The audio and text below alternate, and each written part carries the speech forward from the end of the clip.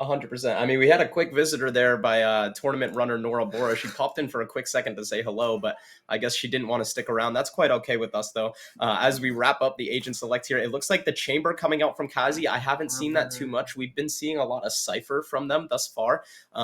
We might be looking at a Harbor out from Koru. I would love to see that, but I don't know if we'll get it. Meanwhile, on the side of the Aura Farmers, just a traditional Sova, Clove, Jet, Reyna. We've kind of seen this kind of double duelist with the Clove and the Sova thus far from them.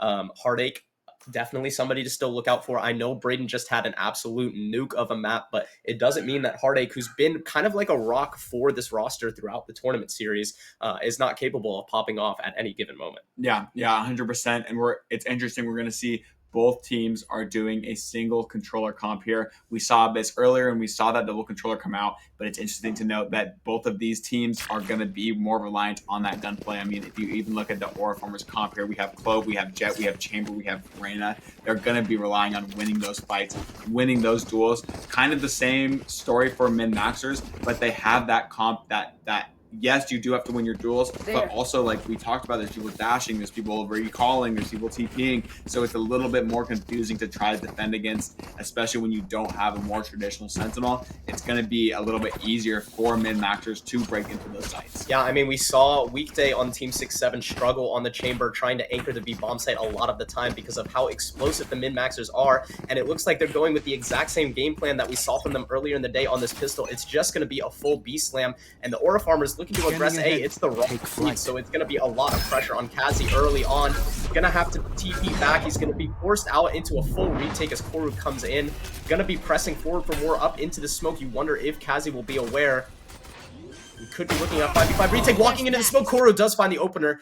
They're going to continue to push forward as the plant does go down 5v4 now. I believe we have a bit of a technical issue. No, we're back now. Don't worry about it. Smoke fading now. These two players close. Go back home, gonna get taken down. Shock damage out as well. Yoshi and Heartache combined for 3, and suddenly a 4v2 out now. MK finds one, but Yoshi shuts it down as well. And Braden with the backstab onto Crayons are yummy. They clean it up, and that's a pistol round out for the Aura Farmers. Yeah, really good fight back in there. You saw Heartache was able to kill both of those players that were trying to take a little bit more space on the B site. She was able to come get a 2K there, no trade coming in, even though min-maxers were able to take that space early, kill Kazi, kill that B anchor, get that man advantage. We saw that they were able to retake that site, honestly, kind of easily. I mean, yes, there was a fight put up, but some of those trades needed to come in for the min-maxers. Yeah, definitely. And I mean, an all-important pistol, we talked about it coming into this map. The min-maxers really need to capitalizing on attack when they can. So not finding that pistol, they're going to look to find some value out on this eco around 10K with that Deagle. We've seen him be a demon before, so keep your eye out from him.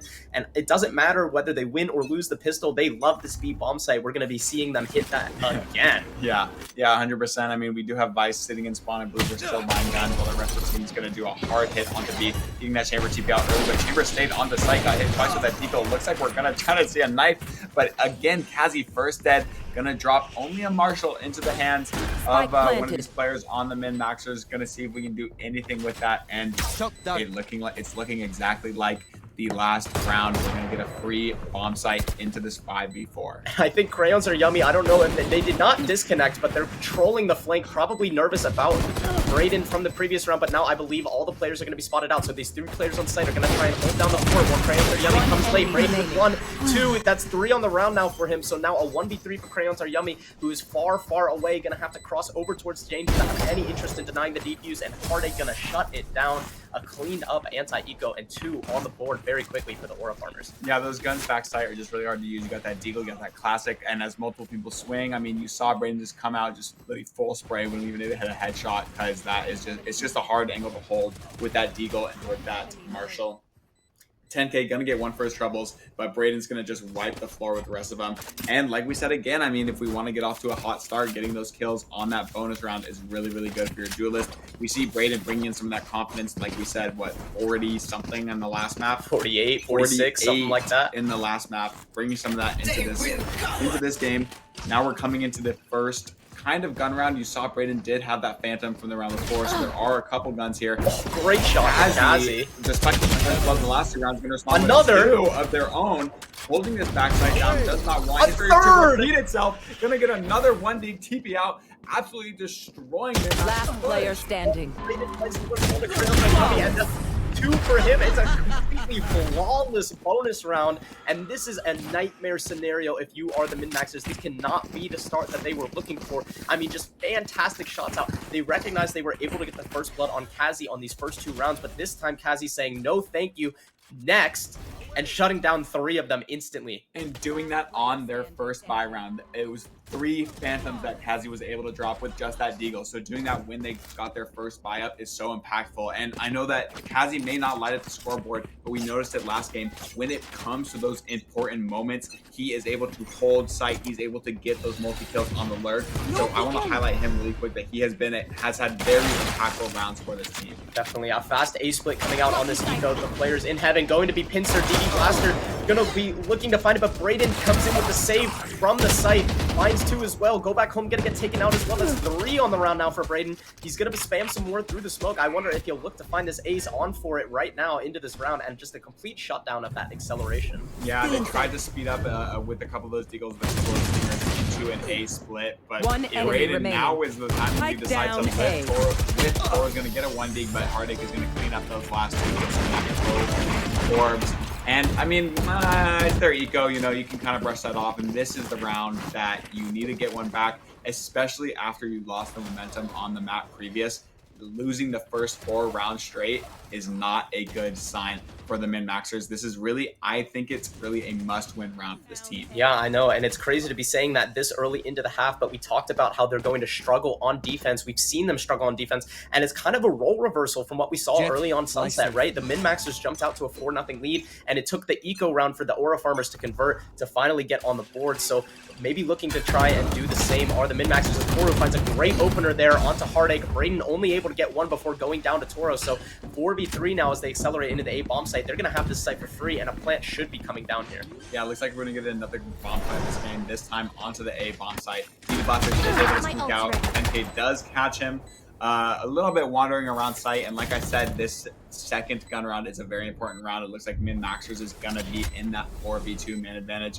I believe, yeah, Yoshi did buy an op into this round, so might be a save if they're not able to find a pick in the next couple seconds. That op is going to be revealed.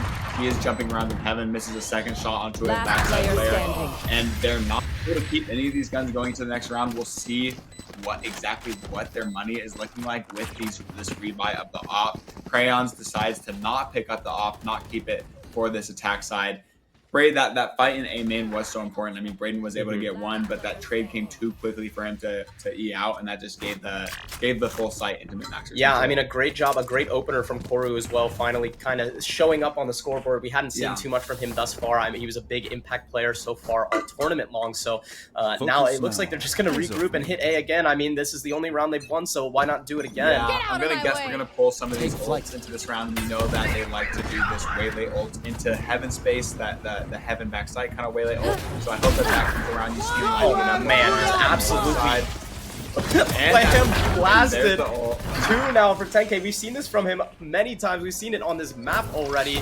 He's gonna press forward for more. Him and Koru in tandem. Looking One for enemy a remaining. 3 on the round for 10K. Shuts Kazi down as well. Yeah, and this map really is Jet's playground with those creative updraft dashes that you can do. Kind of use the verticality of being outside the map. That's a very unexpected angle that people take. We saw 10K do the same thing on Abyss. And 10K is such a good Jet. It looks like he was born to play this agent. So utilizing that kind of unique tech that only Jet can do on this map is very, very creative, and it bodes well for min-maxers. They have him kind of heating up. Yeah, I mean, we talked about the 10K maybe meaning the 10K hours. That could be 10K hours spent on Jet knives alone. The way he looks with those knives, it looks like he was born with knives attached to his arms. I mean, I can't believe this is... Yoshi is going to look to clean up the save round. I don't know, maybe she'll find one on the way out the door. It looks like she was able to keep that rifle, but I mean, just look at these Jet knives. It's so clean, so crispy. Yeah.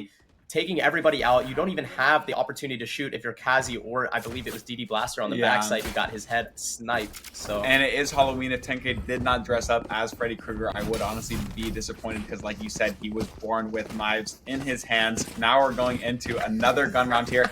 it's honestly surprising that Aura Farmers does still have a buy. They have full loadouts here, full rifles, full armor here, and it looks like, hey, we went on A, we gotta go A again, right? Yeah, I mean, if it ain't broke, we talked about it before, they love to just do what keeps working until it doesn't any longer. So 10K gonna lead the charge once more, all the way behind this drone. Toru and 10K into the bomb site, but Heartache finds both out from that close heaven spot, and all three of the other players stuck behind the smoke. Go back home, gonna take a lot of damage. That's 3 on the round for Heartache, as the Blaster chimes in as well for 1, and 4 for Heartache, cleaning it up, making herself known on the scoreboard, saying, hey, remember me, don't forget about it. That's 5 now on defense. And it looks like just her corner was not clear, definitely giving some of those entries a hard attack, as they could not turn around in time, and she kills both of those, the Jet and the Waylay, what we talked about with that double dash. She's able to kill both on site, absolute hero, and we said this could be her game to heat up. She's 9-2 right now with that 4K on the A site, just demolishing everyone coming through that choke. Yeah, and you can see the min-maxers maybe a little confused about what to do. They were like, B didn't work, A's no longer working. What else are we supposed to do? Maybe we can 3-2 and see if we can get an early pick. Yeah, so again, a lot of pressure on Kazi. We've seen it before. TPing out that location is going to be noted, so it's going to give the go-ahead for the min-maxers to accelerate into the site. But I wonder if it is a fake. Yoshi finds the one-tap on the 10K right before the smoke can bloom, and this reposition, Go Back Home, has been spotted in mid, so it's not going to draw everybody quite yet to the B-bomb site. Trade back and forth now with the Clove Res as well. Bladen fighting out in the mid. It's going to find 2 of his own, and the spike's going to be dropped, so it's just Koru alone in this 1v5, soon to be 1v4, but Kazi cleans up the round.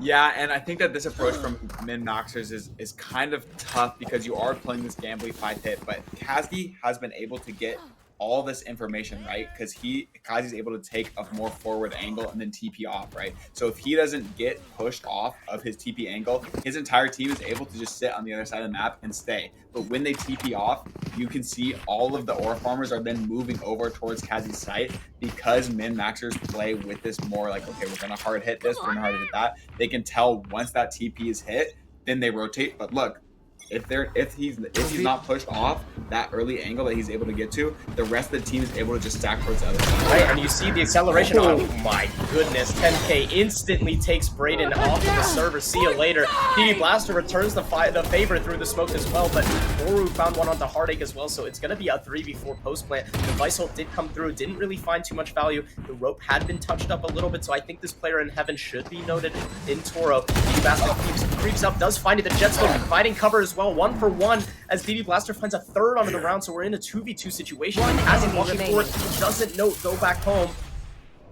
Good TP into the smoke. I mean, a fantastic reposition there. DD Blaster slowly creeping forward, looking to find one. Finds a shot onto Crayons. Are Yummy on for the ace, but the timing isn't there. Go Back Home seals the deal. It's going to be a 3rd round out for the min-maxers. Yeah, min-maxers. In 14th round for them to win, they did another classic A-hit. And what I used to see as confidence, honestly, is kind of like seeming like it's just a bit one-dimensional. Of course, 10K, when you're shooting like that, it doesn't matter how many dimensions the other team has. You're able to just get that first blood with that raw aim. But it's becoming a little bit predictable, and I wonder if Aura Farmers are kind of tapping into that, and they're going to throw a bit of an adjustment into this next round, or if min-maxers are going to maybe, okay, we've conditioned them enough to the hard hits, we need to switch it up. Yeah, I mean, they're going to post the chamber up over towards A this time. I wonder if they'll consider it on the side of min-maxers. It doesn't seem like they will. I mean, the jump spot is pretty good there. A missed shot and a forced TP out as well, but meanwhile, Yoshi with an op of her own is going to be able to find it over there. The PC of the casters has gone down for a second, so we're watching on the telephone now, speeding up into the A bomb site. Cutting their vision. Boom.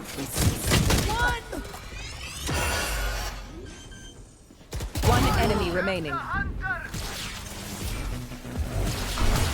Scatter.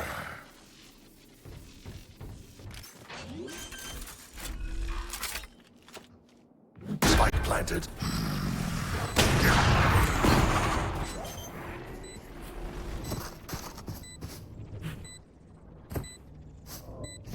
My ult's ready. Oh, was that important?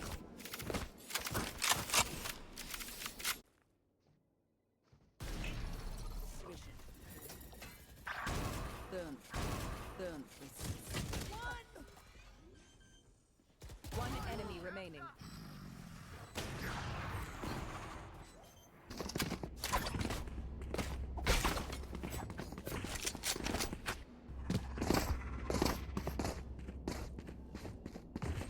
begins.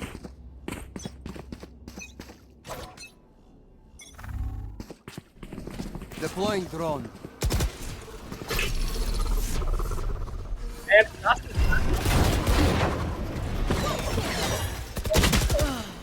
Kazi finds the opener onto Koru and finds a second and a third as well for the trouble. 3K from Kazi on this. Big anchoring coming in there. I mean, just fantastic job Last thus player far. standing. Finds a fourth on Spike for down, the ace. B. Now is Kazi looking to clean it up. Crayons are yummy, gonna be spotted out, so looking to try and give the ace, and there it is, Kazi with an ace of his own, maybe perhaps the least expected ace that you might find, and round still before the surprising even the casters who had Splendidly just come seen. back from a Don't be PC cheap. crash. And we talked about how Kazi has had those impactful moments when it really matters, and you're going to see it here. Map 3 of Grand Finals, nothing matters more than this. Kazi has had some electric site holds over there on the B site. 3K that one round. Now an ace to put them up to 8 rounds on the half. Only one more I round need left this. before we swap sides, and min-maxers, it's looking like a reversal of Sunset. 9-3 for them on that side, but now it's looking like that the Aura Farmers might pull out the same thing. Yeah, and I mean, DD Blaster and Yoshi are all too familiar with being in this position, going down map 1 in Grand Finals and clawing their way back in map 2. Now looking to put map 3 away and out of reach. I mean, a 9th round on the board on Defense Abyss against the min-maxers would be big, as Crayons Spike are yummy, down just mid. walking out into the open. Does not seem to be aware of the Outlaw. Koru coming for a reposition, tries to close the gap here. Yoshi in the smoke is gonna go down now as the recall comes in, but Toru find the opener onto Kazi. That's gonna open up the B bomb site, so the bomb gonna be collected, and that Shut site is down. gonna be open for free, but a good shot out from DD Blaster. And DD Blaster has also had some good kills. That's a great clear from him top mid. I Now got the 3v3, he does have some utility to come retake this B site. And look at this long flank from Brayden. I mean, this is pretty Heartache finds fast. Hero Spike too. planted.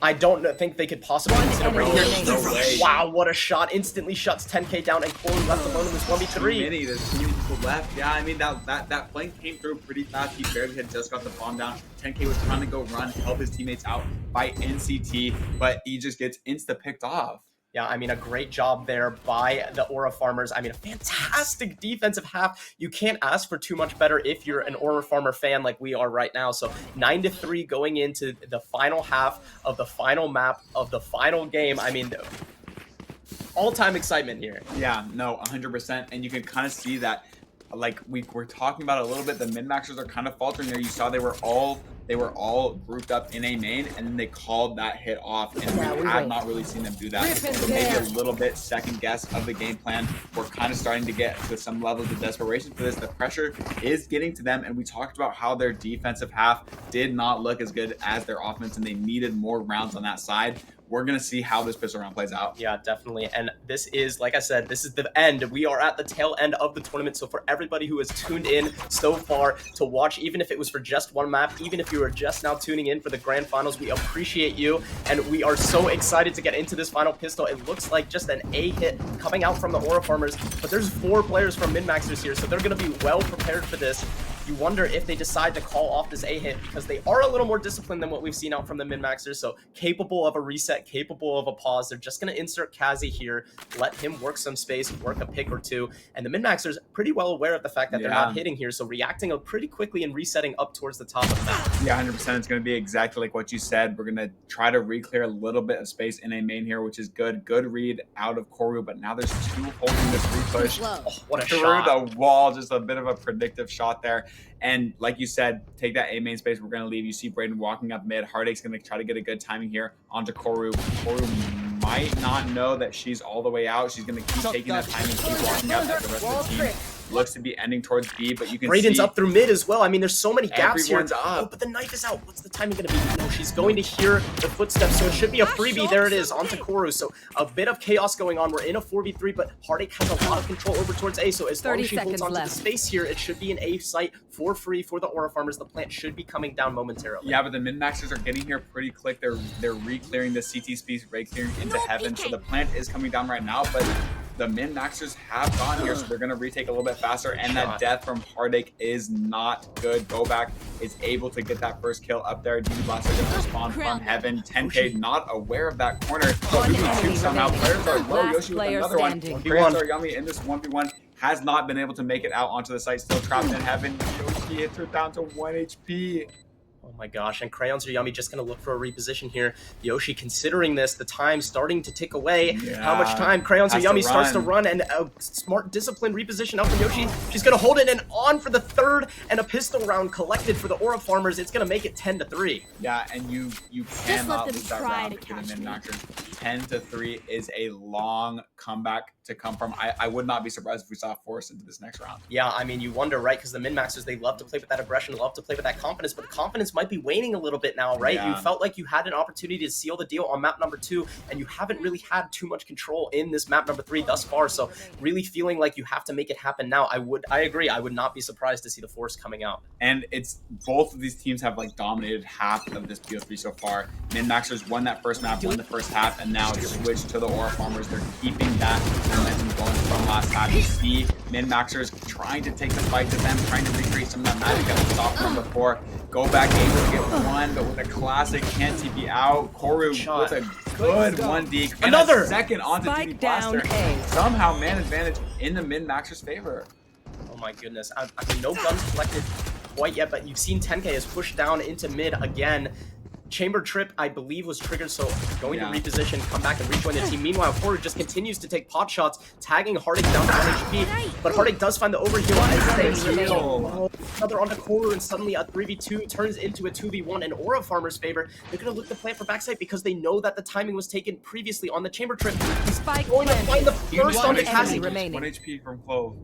1v1 here, it's so tight. Considers it, but no! Heartache, the demon for 10K, all tournament long, strikes again, shuts it down, and somehow gets away with that anti-eco. It makes it 11-3. I think min-maxers did make the decision to save, so they should have a buy into this round. Yeah, only a couple of deagles. But no room for error any longer. No, 100%. I mean, but if Fnatic can do it, we can do it better. 3-11. I mean, nice shots out of Koru. Really good try in that round.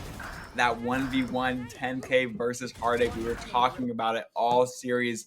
That little rivalry has been happening, and it seems like finally Heartache has woken up another 3K. I know that she's having a great game, great map so far.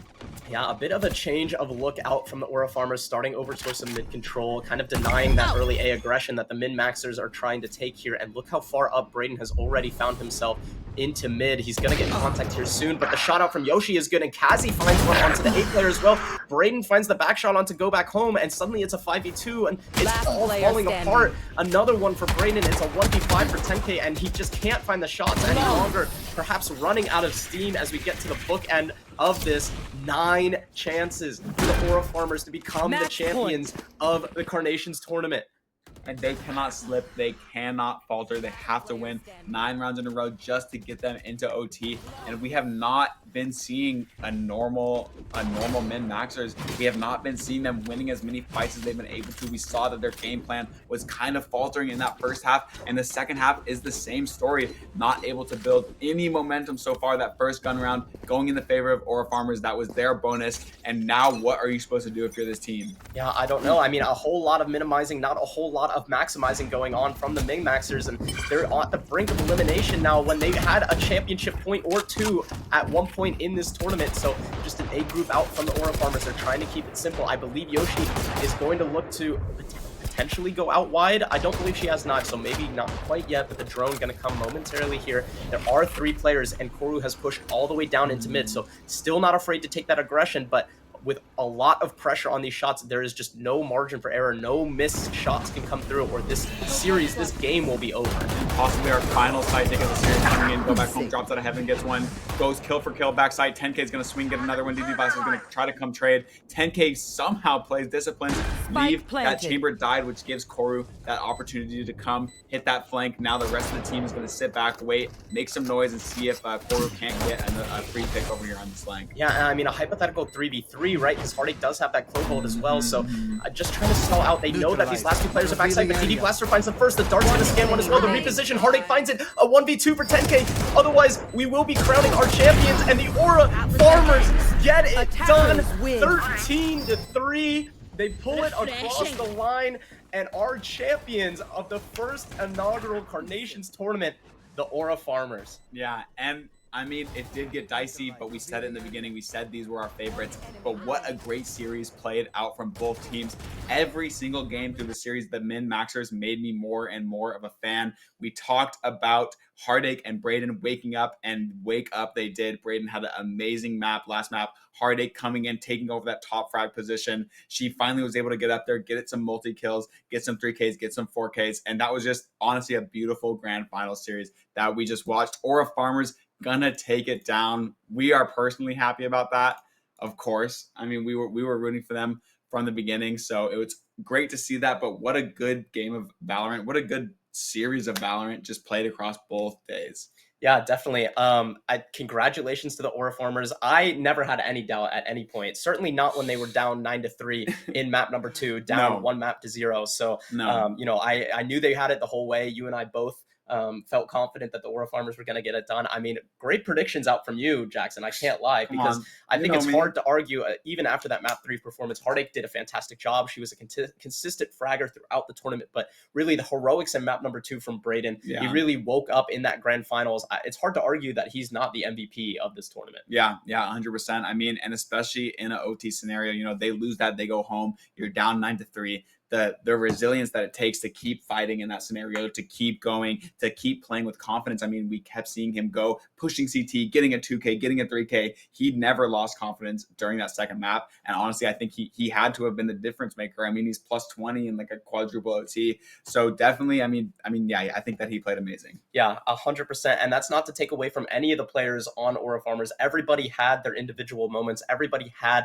their moment to shine and impact on the team. I mean, we talked about Kazi, for example, that ace on that map number 3, a Yeah. crucial 3K in Yeah. Sunset as well, late into that map. Yoshi on the entry playing duelist throughout the series. You know, she had 4 first bloods. So, I mean, despite 11-5 is a pretty darn good KD on Yeah. a championship winning map. And we Yeah, saw her 100%. throughout the tournament. I mean, she missed some of the early stages, but slotted back in quite naturally. We talked about it when we first saw them, when they had the sub in Wicked. They weren't playing at full strength, and this is what they look like at full strength, a championship caliber team. Yeah, a great series out of them. We did see a little bit of a slower start, but they were actually really able to pick up steam. Hard map 2, but then map 3, I mean, it just looked like a blowout. And it looked like they finally hit their stride, which is exactly what we were looking for. So great series put out of them. So they did end up dropping a map. I believe that we are going to go to interview some people from Yes. Min-Maxers. I'm going to take a headphone from you because my AirPods have died for the second time today. Could get the other one. Yeah, definitely. Welcome in, Min-Maxers. Good effort out there today.